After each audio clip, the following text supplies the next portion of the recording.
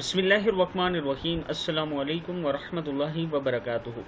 Daily Mohammad channel की तरफ से आज मैं अपने दोस्तों के लिए बहुत ही प्यारी दुआ लेकर आया हूँ। ये दुआ हाई बीपी या ब्लड प्रेशर जिसे कहते हैं जब हो या जिसको हो वो पढ़ सकता है। तरीका मैं बताऊँगा, उससे पहले मैं अपने तमाम दोस्तों से गुजारिश करूँगा कि अगर आपने अभी तक डेली मोहम्मद को सब्सक्राइब नहीं किया तो ज़रूर कर लें।